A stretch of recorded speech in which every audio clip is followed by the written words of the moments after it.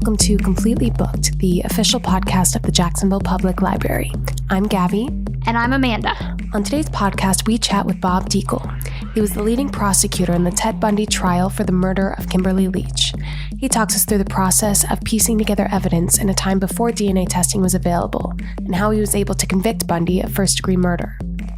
We pick Mr. Dekle's brain a bit to find out what it was like to prosecute one of the most notorious serial killers in history. Mr. Dekle is also doing an author talk and book signing on Saturday, August 10th at 2 p.m. in the Ansbacher Map Room at the main library for his latest book, 6 Capsules, The Gilded Age Murder of Helen Potts, so definitely mark your calendar for that. Without further ado, here's our interview with Bob Dekle.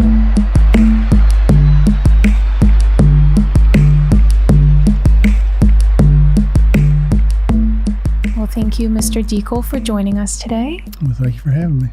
So you were the leading prosecutor in the Ted Bundy trial for the murder of 12-year-old Kimberly Leach, which was also his last victim. Maybe give our listeners kind of a general timeline of Bundy's crimes and charges leading up to that last murder. Well, I don't really know that much about the crimes he was accused of out in the West, because when I got assigned to the case, I made a special effort not to know anything about that.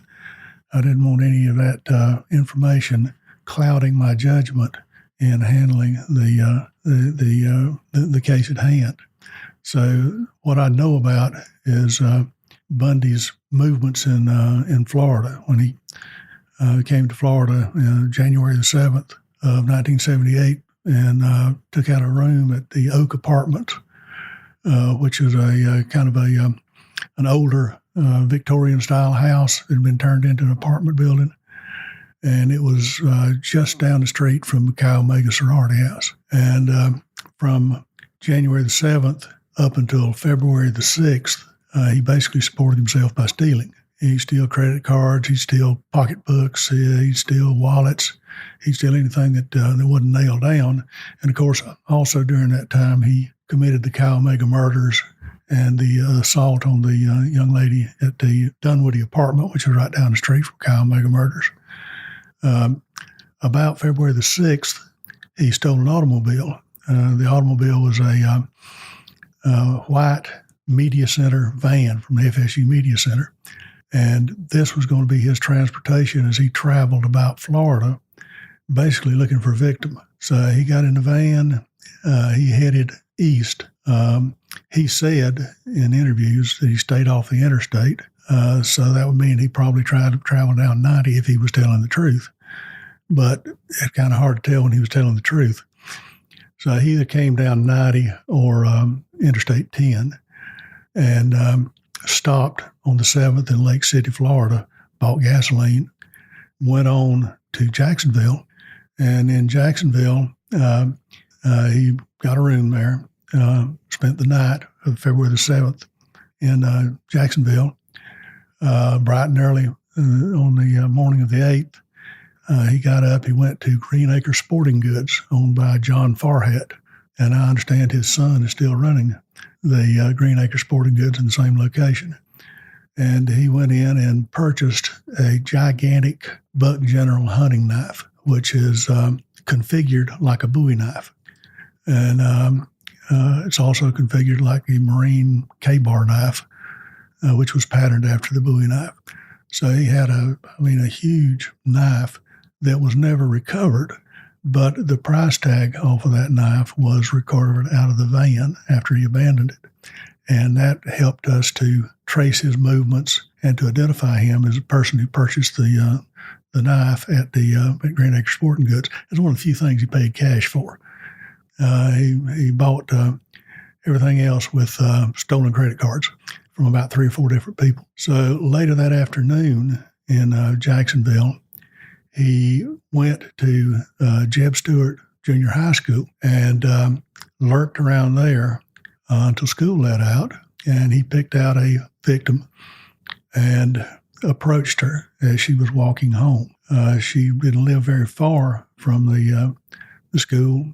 Her brother was supposed to pick her up, and he'd been by to pick her up, and she hadn't been where she was supposed to be.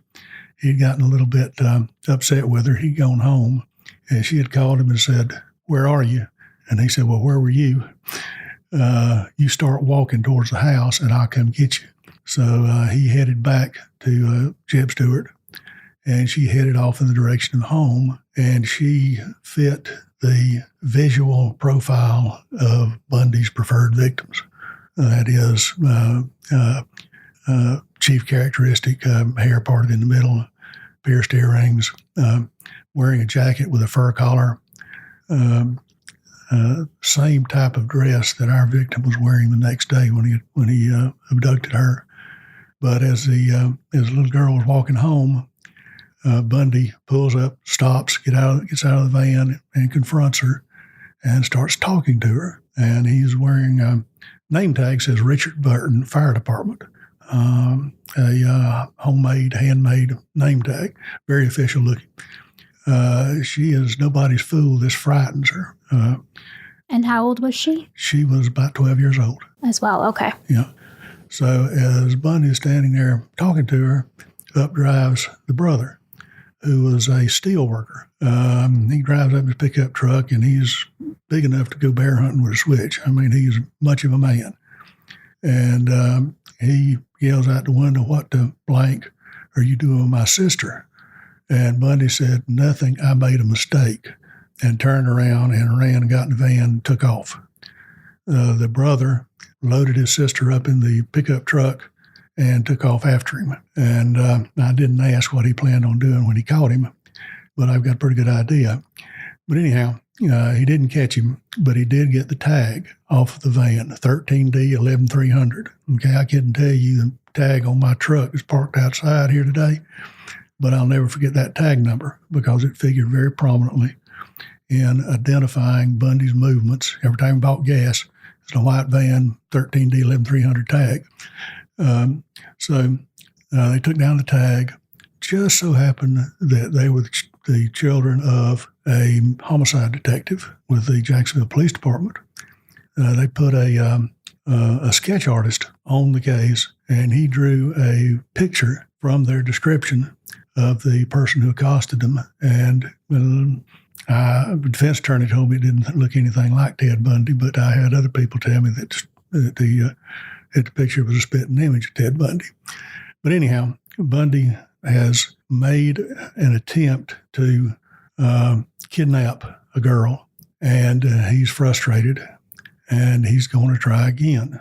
So he comes back to Lake City, and that evening he checks into the Lake City Holiday Inn, which is 2 miles from the Lake City Junior High School, and doesn't check out that morning. He just leaves without paying his bill. So that morning, Kim's mother took her to school, dropped her off in front of the schoolhouse. It was a rainy day, and it was kind of a special day for Kim because she had just been elected to the Valentine Queen's Court, and they were going to take her that afternoon to buy the ball gown to wear to the Valentine ball. So she was, she was excited about that. So the mother dropped her off in front of the school. Kim went into her first period class, went into her homeroom class. And when the bell rang, it was time to go to physical education. It was rainy that day. They were holding phys ed in the auditorium. So Kim walked across campus from her homeroom to the auditorium. You couldn't get to the auditorium without walking across campus because her homeroom was in a detached building, detached from the main building. Settled down in the auditorium, and first period math class, one of the students in her homeroom noticed whose pocketbook is this. And the math teacher asked, "Does anybody know whose pocketbook this is?" And the little girl says, "I know whose pocketbook it is." "Well, do you know where she is?" "Yes, I know what class she's in today at this time." So, all right, gave her a pass. Go get Kim, have her come back and get her pocketbook. So the little girl left, walked across campus, got Kim, brought her back to the first period, to the math class. Kim got her purse. She walked out the door of the math class and fell off the face of the earth. Nobody knew where she was for a good long while. In the investigation that ensued, we began to learn some things. We learned from the school crossing guard that a man in a white van that morning had been driving back and forth before school started in front of the school, what he called eyeballing the students. He'd drive one way looking at the students, and he'd turn around, he'd drive back another way looking at the students, back and forth and back and forth. And so the crossing guard watched him, kept an eye on him, thought about stopping him and asking him, what the heck are you doing? But he didn't. And when the bell rang for school to start, he left, went on about his business. Well, a little bit later on that morning, a fire department lieutenant with the Lake City Fire Department was driving home from the fire department. He had worked 3 consecutive shifts because they were short-handed, and he was extremely tired. He was beginning to not smell real good, and he asked the fire chief, "Can I go home, take a shower, and change clothes, change my uniform?" The chief said, "Sure, go ahead, but be back in a hurry." So the fireman, he's driving along Duval Street, which runs in front of the junior high school, and he sees a white van stopped in the middle of the road. He's fatigued, not thinking clearly, and then he sees a man walking across campus, has a girl by the arm, and she does not look happy. And he thinks, well, the girl's gotten in trouble, and her daddy's come to pick her up, take her home. So he watches a man load a little girl in the van and then drive off with her. And he follows him a certain distance, and then he turns off and goes on to his house. He later identifies the man that he saw as Ted Bundy, and the little girl that he saw as Kimberly Leach. Somewhere between Lake City and Tallahassee, Bundy killed Kim in the back of that van. There was a carpet on the floorboard of the van, rear floorboard of the van, and when we recovered the van, there was a huge blood stain on the carpet, and the blood stain had been covered up with dirt. What we figure happened was that as Bundy was traveling west, going back to Tallahassee, and we've been going down US 90, he came to a sign that said, "All vehicles stop, all trucks stop for inspection." And he had stopped at an ag inspection station on his first trip through Lake City, and had gotten really upset when one of the ag inspectors looked at the back of his van. And the ag inspector explained to him, well, you were supposed to stop, and you're supposed to stop and be inspected because you're driving a van. So was this set up just for Bundy, or was this? This is set up for inspecting agricultural products. Okay. Ag inspection. Okay. So the sign's still there. It says all trucks stop for inspection. Ag inspection station did, all trucks stop for inspection. So he's driving along, theorize. He sees that sign, and he's not going to drive through an ag inspection station with a dead body in the back of his van. So he takes the first paved right, which leads into the Swanee River State Park, drives around the park on the outskirts of the park, finds a dirt road, pulls off down the dirt road, finds a almost fallen down little tin shed in a pen off in the woods, and puts her body in that tin shed. They called it a hog pen. There weren't any hogs in it, but it was an abandoned pen of some sort. Then he goes on back to Tallahassee. He ditches the van, steals an orange Volkswagen, heads west. And when he is in Pensacola, a David Lee, Pensacola police officer, sees him driving around in a industrial area after dark, where nobody has any business being there that time of night, especially driving a Volkswagen. If it had been a semi-truck unloading, it would have been one thing, but he became suspicious of it. He stopped the vehicle. Bundy tried to get away from him. He subdued Bundy, and his spree of killings was ended. It took a while to put everything together. When Bundy was arrested, we in Lake City, we were looking for a little girl. We didn't know where she'd gone, didn't know anything about her, didn't know anything about what had happened. A lot of people thought, well, she just ran away. But we were pretty sure that something bad had happened to her, because what little girl's going to run away on the day that she's going to buy a ball gown to go to a ball where she was going to be on the Valentine Queen's court. That's not human nature. So through a lot of intense legwork, they put together that Bundy had been in Lake City that day. The Tallahassee authorities did.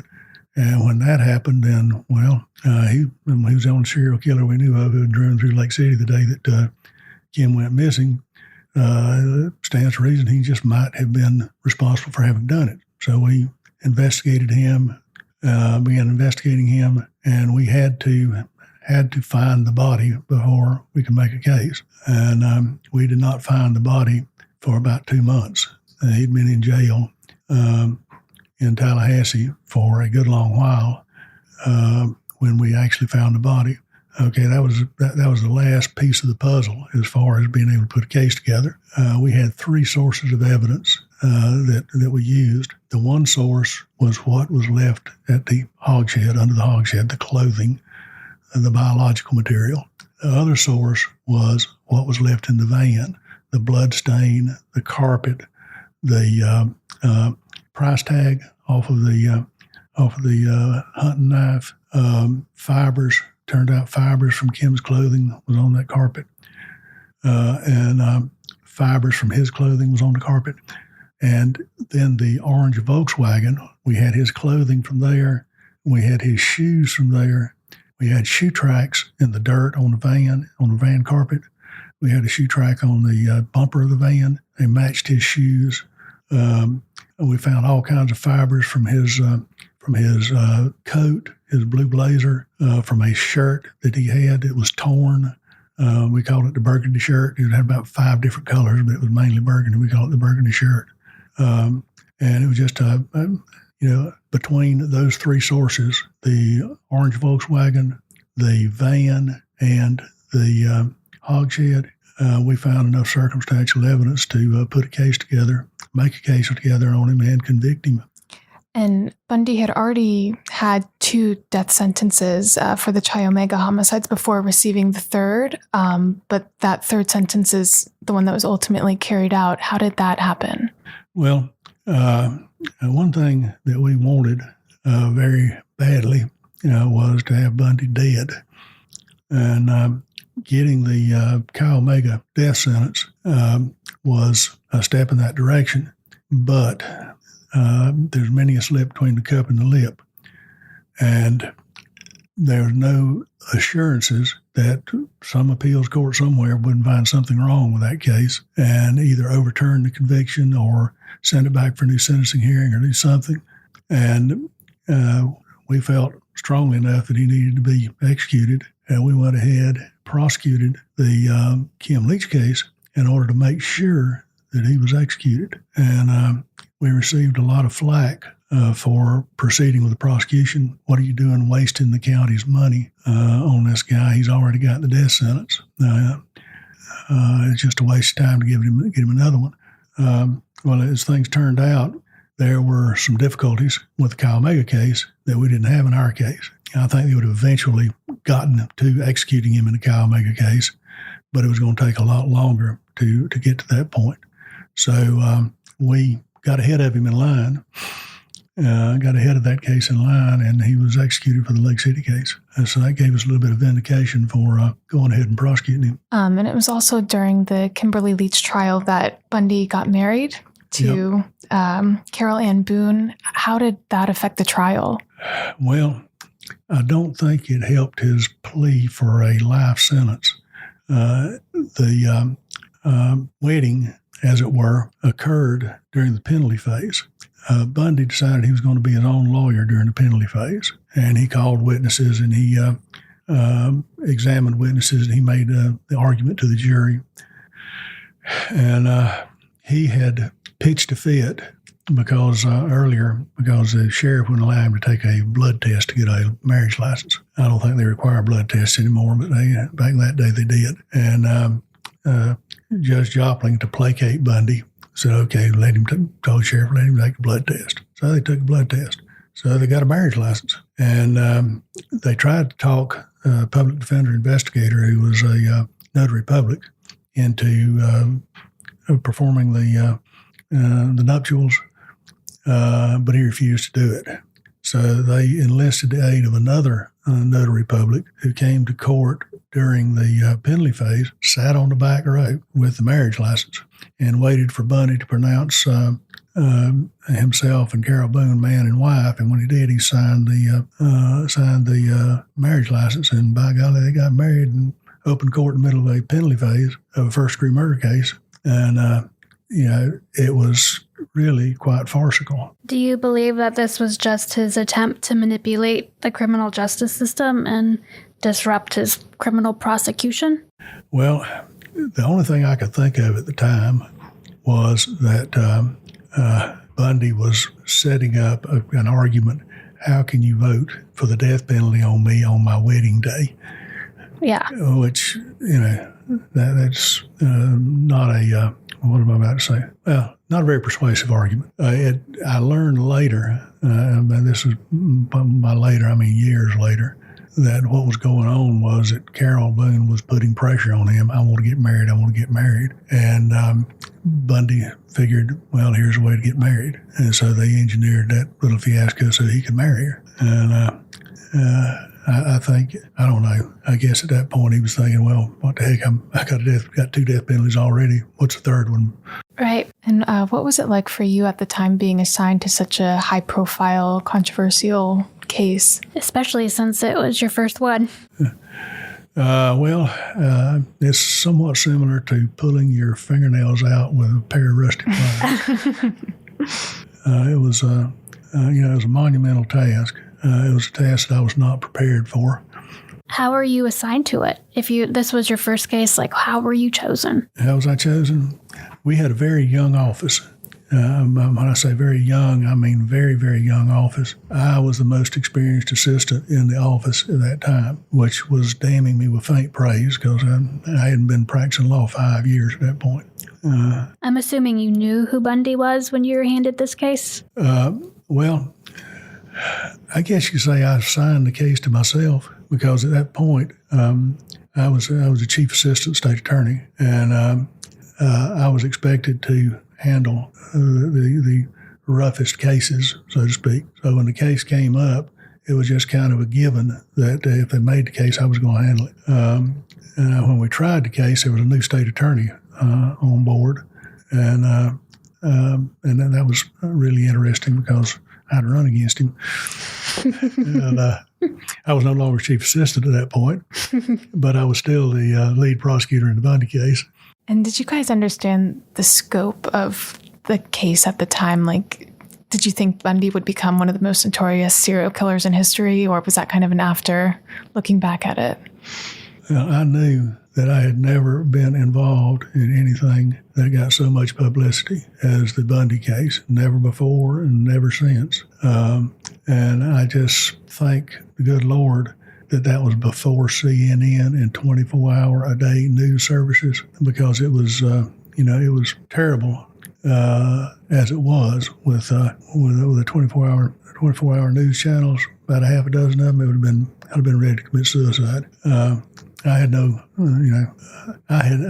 really didn't think about it because I was on task and I was going to do my job and not try to worry about anything else. I did do one thing that was kind of interesting. I got word from a friend of mine who was stationed in Germany at the time that he had heard an interview of me about the Bundy case in Germany.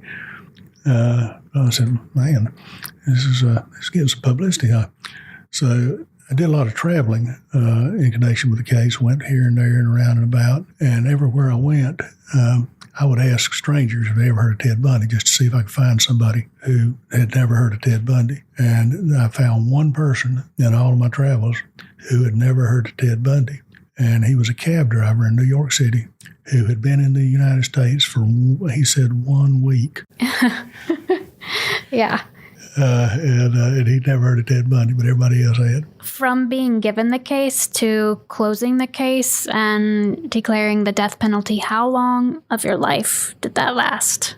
It lasted from February of 1978 to, I think it was January. He was executed January of 1989. So I assume that a case like that never really leaves you. Is it something that you think about every day? When it got into the appeals process, it wasn't something that was you thought about every day, but it kept something that kept coming up again and again with various post-conviction matters, various appeals, various post-trial hearings, and that sort of thing. Mm-hmm. I think that cases like this have definitely changed the way we parent. Now I have a 5-year-old, and I don't let him out of my sight ever because of how these cases have been, shown on the news, that there are crazy people out there.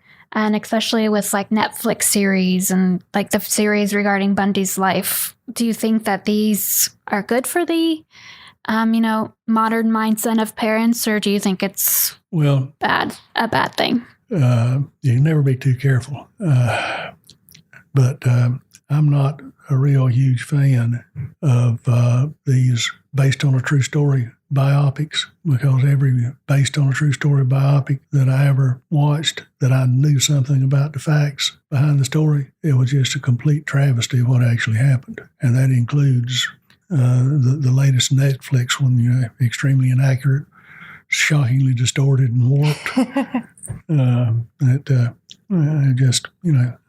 Don't get me started on all the things that was wrong with that movie. Okay.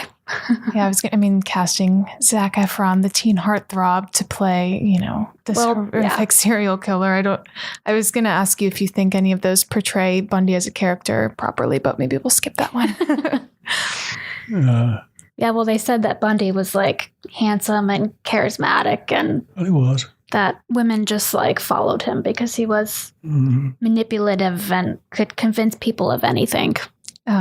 And why do you think Americans are so fascinated with true crime? With true crime? I don't know.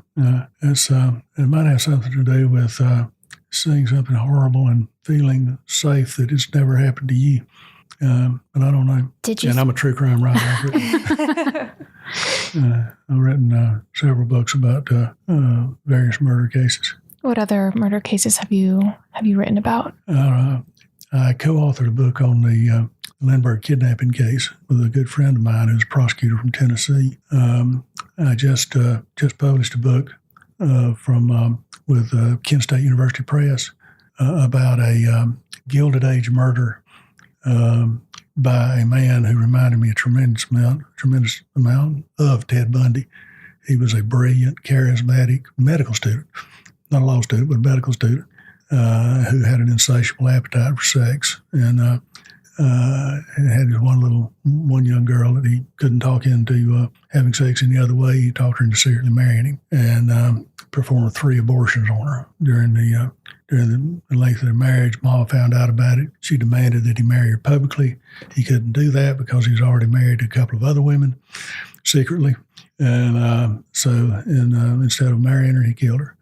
And it was it had it resonated with a lot of current themes, drug, opiate addiction, the status of women, abortion, the death penalty, media coverage of crime, just a whole host of the various things that are still current today. Book title of it, 6 Capsules. That's one. I wrote a book about the Abraham Lincoln's most famous murder trial, the Almanac trial, where he allegedly got a man off on a murder case by proving that the eyewitness couldn't see the murder because the moon wasn't out that night. And supposedly used an almanac to do that. I'm saying supposedly because that's a legend. And in the book, I try to explain what actually happened. I did a book on Abraham Lincoln's, all of his murder trials, did a survey of all his murder trials. And I did I'm writing a book right now about New York City's Jack the Ripper. So what's your fascination with it? What drives you to capture these guys?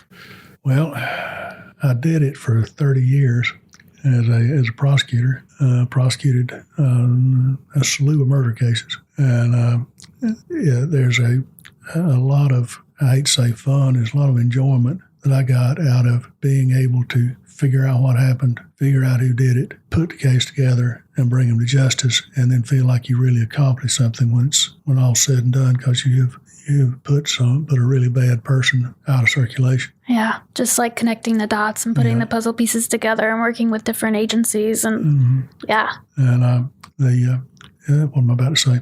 And I get to continue to do some of that by researching these old murder cases and analyzing how they investigated the case, where they messed up, and what they did well, and then writing about it. Like in this case that I'm writing about right now, there was a huge piece of evidence that I thought this is very significant. This settles it, and nobody on the prosecution team or the defense team even noticed it.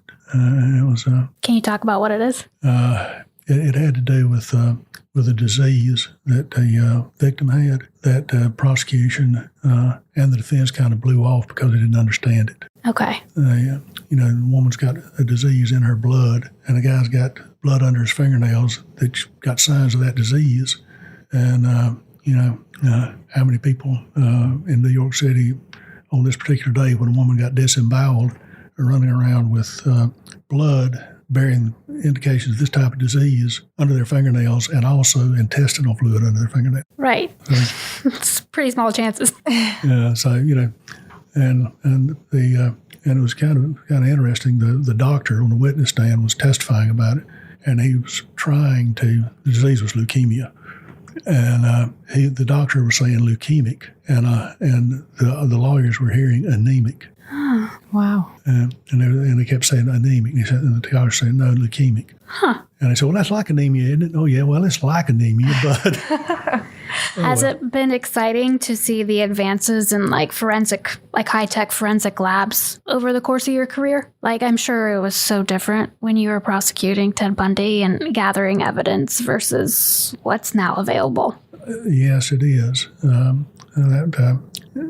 I had a brainstorm when we were prosecuting the Bundy case, and I made a special trip to Tallahassee to talk to the serologist about it, Dick Stevens. And I came in, I sat down with Dick. I said, Dick, everybody's got DNA, don't they? And he said, yes, they do. And I said, that semen stain that we've got from the crime scene, that's got DNA in it, doesn't it? He said, sure it does. I said, well, why don't we take some of the DNA out of that semen stain and take some of Bundy's DNA and put it side by side and compare it and see if it's the same DNA? And he said, it's impossible. About 12 years later, I ran into Dick in a restaurant in Lake City, Florida. He was traveling through, going to visit relatives down South Florida. And he said, Bob, you remember that question you asked me? And I said, I sure do. And he said, we can do it now. And I said, well, it's a little late for the Bundy case. But was there anything notable that you remember about Bundy's mannerisms or what it was like to be in the same courtroom as him? The most notable thing about him was his arrogance. He thought he was the smartest person in the room. He had to be the smartest person in the room, and he wasn't. No, he wasn't. He got caught. Yeah, if he was the smartest person in the room, he'd have never done any of those things that he did. Did you sit in a room with Bundy himself and talk to him, or was it just in the courtroom? For hours. Hours. Yeah. He represented himself leading up to the trial. And so I got the dubious pleasure of sitting at spending 8 hours a day, 5 days a week for about a month at the Leon County Jail in an interview room with him as he took depositions and bring in witnesses. He would question them. The witnesses would leave, and there's always downtime between witnesses in a deposition. And the lawyers do a lot of sitting around, shooting the bull, chewing the fat, that sort of stuff. So he and I did a lot of shooting the bull. It was strange. I bet. It was strange. I mean, how do you even make small talk? After a while, you could almost forget he was a mad dog killer, but never really. Right. So the knife that Bundy ended up buying here in Jacksonville and the price tag that you found in the van ended up being the murder weapon of Kimberly Leach. And I don't think that most of our listeners know that there's a connection to Jacksonville with this Bundy case. I think that a lot of people do think that it happened just mostly in South Florida. Okay. Now, we don't know for a fact that that's what he used to kill her. Okay. All right. The medical examiner, who was medical examiner from Jacksonville, Pete Lipfit, when he examined the body, that was the first autopsy I ever went to. When he examined the body, he was examining a partially mummified, partially skeletonized body. And it difficult to make heads or tails out of. But he came away with this opinion. He said it was homicidal violence to the neck area, accompanied by copious bleeding. And he gave the reasons. He gave a lot of scientific reasons for why he believed that. And if you looked at her turtleneck sweater, there was a gigantic blood stain on the front of her turtleneck sweater, which corroborated his opinion, which he never saw. He'd never seen the turtleneck. And we believed that knife was what he used to kill her. And we hunted for that knife all over North Florida. But what do you do with a murder weapon once you get through with it if you got walking around since? You hide it, dispose of it. So nobody can ever find it. We had divers look under bridges over water on the route between Tallahassee and Jacksonville, or Tallahassee and Lake City, and they were never able to find it. But I'm satisfied that's what he used to kill her. Mm-hmm. Not satisfied enough to have said that in open court, because you got to prove things beyond a reasonable doubt in open court, but satisfied that that's capable of inflicting homicidal violence to the neck area accompanied by copious bleeding. Right. And as kind of an interesting tidbit, it's the same configuration of knife as the knife used by Danny Rawling. Mm. Danny Rawling used a K-bar, which is built like a Bowie knife. Bundy used a Buck General, which is built like a Bowie knife. Did you ever receive any sort of threats against your life? Because I know that Ted Bundy had a bunch of fans and followers. No. Not in connection with the Bundy case. No. Other cases? Yeah, other cases, but not in connection with the Bundy case. I got a guy serving life without parole right now. Says if he ever gets out, he's going to kill me. Oh, man. And I believe him. Not an easy job. I believe he's right. And where do you see the future of criminal prosecution going? I don't know. As years go by, I'm becoming more and more of a fossil. So I don't keep up with the late-breaking developments in criminal justice anymore. Understood. Is there anything else that you wanted to add? No, not really. Well, thank you so much, Mr. Dekle, for giving us your really fascinating perspective on a story I think everybody has heard of, at least in some capacity, but that was a really, really unique perspective, so thank you so much. You're welcome.